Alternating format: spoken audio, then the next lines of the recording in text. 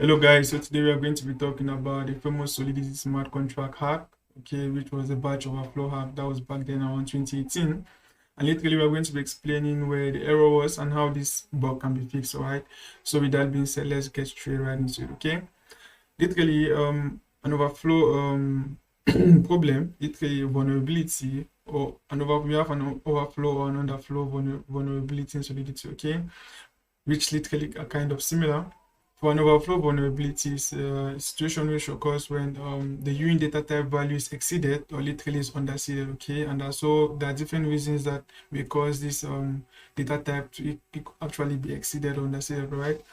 Like for instance, the Ewing's value by default literally has the ability to hold like 256 bits, okay? So when this is exceeded, literally we are going to always have an error or a vulnerability in the code which can be exploited. So that was what literally happened, right? And another flow is literally the reverse in the sense of, let's say, when the value goes below the normal. Like for instance, let's do some examples with this, okay? Let's say we have a val. Let's say we have a unit value. We have a variable called val, and we assign it to the value of like 12, okay? And we're actually assuming here that the unit data type this particular Ewing data type should always have like 2 digits, okay, 2 integer values together. Anything aside that, literally the value is going to be defaulted to 0, and anything other than that, anything other than two numbers, like if we try to subtract 0 1 from 0, rather, we are going to go to the highest possible value which you can hold, okay? So let's say for instance we have 12, okay? We can this variable val can hold, for instance, it can hold 12, it can hold 23, it can hold, as long as it's a two integer value, literally you can always support it. But as long as we add another value into it, automatically it defaults to 0, okay? That's what is good to take note of. And also, let's say if we have a value of 0, for instance, and we subtract 1 from it, automatically it goes to the highest possible value of this data type, which in this scenario which we kind of spoke about is going to be a value of 99, right? So these are some vulnerabilities which literally happened back then, and literally in this present time and day, based on updates, it has already been fixed, okay? But it's good for you to know about these vulnerabilities and how literally you can avoid them when working. But this particular vulnerability, most of the times in most of the editors of today, this problem is already solved automatically, right? And I'm going to be telling you how literally this particular vulnerability can occur in your smart contract, right? So let's say for instance you're trying to add two values, all right? Let's say like for example, if I have a value of 99 and if I try to add 1 to it, automatically the value goes to 0, right? And if I have a value of 0 and I try to subtract 1 from it, automatically the value goes to 99.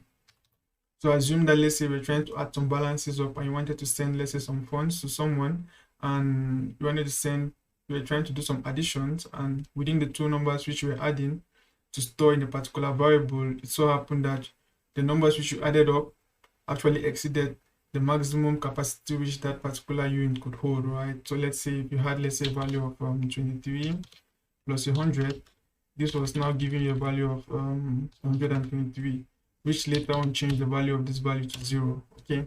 Which was not good. You wanted to send a value of 123 way or ether or whatever you were trying to send, but in other words, you actually sent a value of 0 ether rather, okay?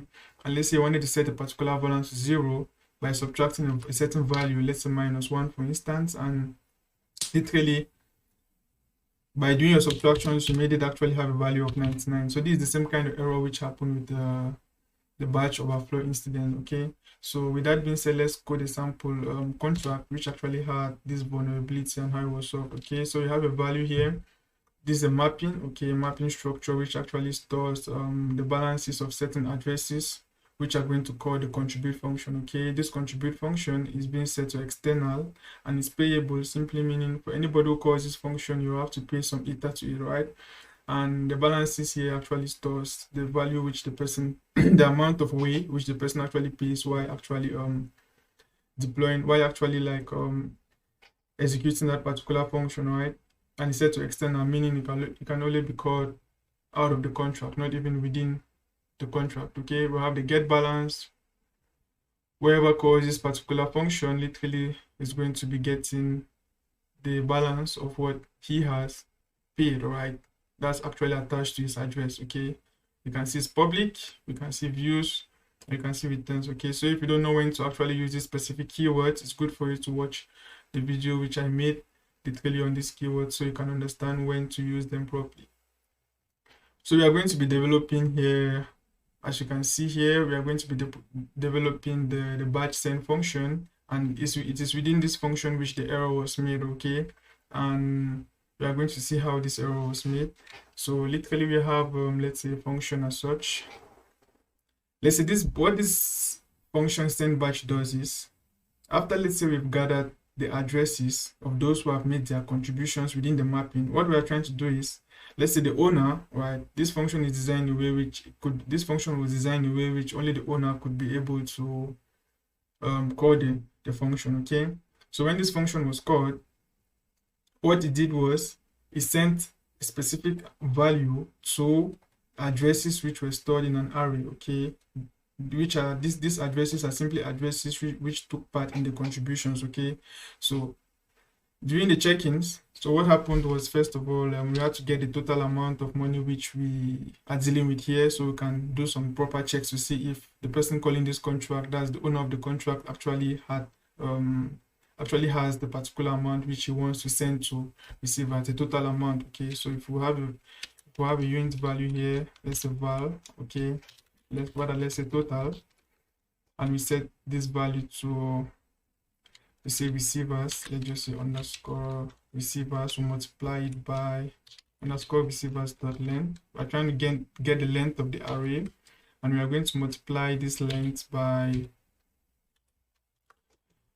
the value, that's the amount which he wants to be sent to everyone. So by so doing, we are getting the total amount which we are working with here. Okay, so after getting this total amount, and this is where the vulnerability occurred. Okay, before now,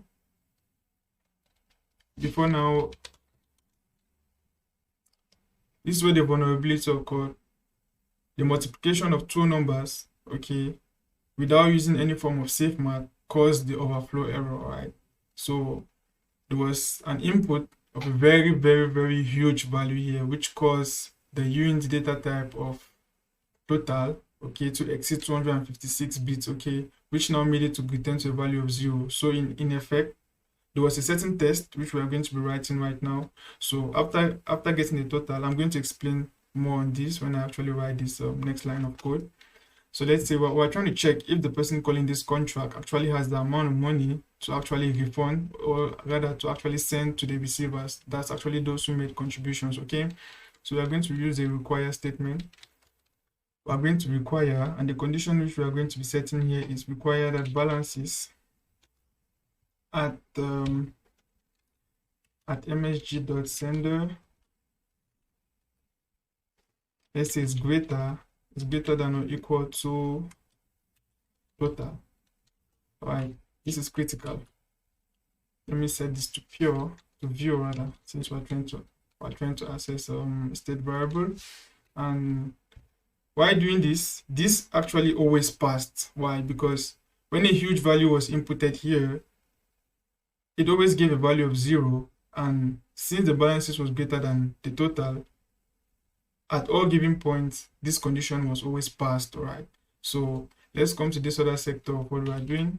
Let's try to write the code completely, so probably you can see what's actually happening. So we had balances at msg.sender.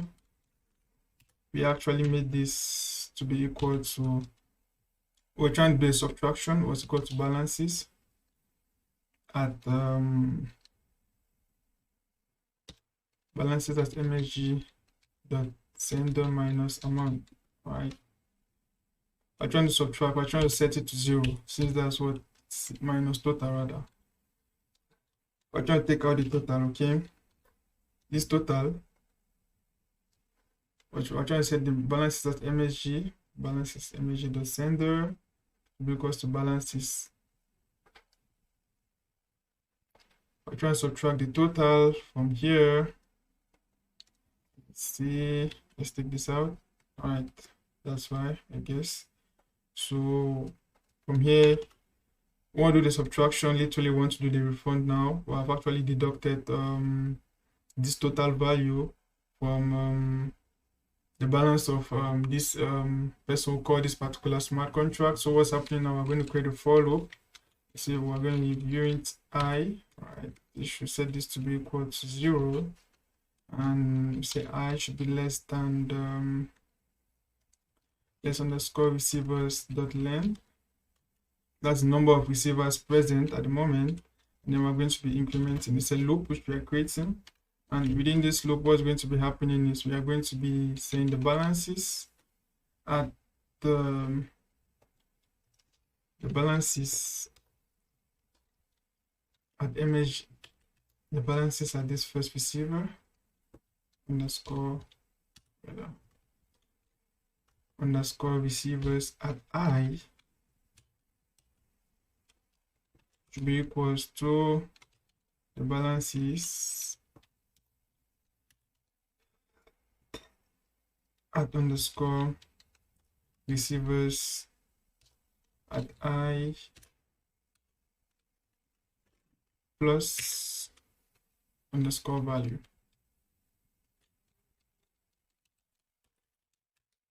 That should be this way, plus underscore value. Okay, so this literally what's happened. This is where the refund is being done. So when this check is passed, the first thing what we're simply doing here is we're simply like in the first step, we literally check if the person calling this contract, the total amount which is needed, okay, to actually ensure that each and every address within this array is going to be funded with this value. We get the total from here, then we check if the person calling this contract has the total amount of money to ensure that he's going to be able to refund all of these addresses. And if this is passed, then we subtract the amount from his address, the total amount, okay, we subtract that from his address. And when we do that, then now we we refund everyone who actually made a contribution here, okay, with this particular value. Okay, we're adding what they had, okay, and the current value which literally want to add to what they have because they made some contributions at the beginning. All right, that's simply what is being done right here. So now this was a good function, but the ideology back then, what actually made this contract vulnerable was this multiplication here was always false, in the sense of was not always false, but when this function was literally called with a huge value here, like the batch send function, when it was called with a very huge amount, okay, like literally the person calling this contract was saying, okay, I want to send to all receivers, okay, like let's say for example think of a very, very huge digit, let's say for example even 1 billion. I want to send to all of these receivers, like for example 1 billion for instance, or maybe even more than 1 billion. I think I have a sample number, like let me just paste it here so you can be able to see this how huge this number looks like. Okay, let's say we have a certain digit as such. Look at how huge this number is, this figure is. Okay, so for instance, this is what we're always doing, this is what the check was always doing. Okay, this is where the error came from. So the hackers, what they did was they kept on actually calling this particular function with this kind of value, right? And when this value was literally value multiplied by receiver.length, was always making sure that the total is always 0. Okay, total was always having a value of 0. While total had a value of 0, it now made this particular check to always be passed, okay, because the balance of the person calling the contract was always greater than 0, was always greater than total, which total was having a value of 0, thus actually ensuring that the receivers had more money than what was actually they were supposed to have. Okay, sending much more money because you multiply whatever, even the number was literally even multiplied. The number was equally always added. That's whatever amount was given here was what they had in their additional in their addresses. All right, so this is where their attack happened. Okay, and the means by which this was solved was simply by using the safe math. Okay, the safe math tool is a library that literally ensures that this kind of errors are not made. Okay, that means the capacity of a particular unit value is not exceeded. Okay, so with safe math, what happened was, let me come to sample smart contract here. this is a safe math library. It's a basic library. Like for example, we have some basic functions, okay? Like for example, the multiply function. If you want to multiply two values, a check was needed to be done. First of all, it was supposed to like confirm first of all if a is equal to 0 or c is divided by a is equal to b.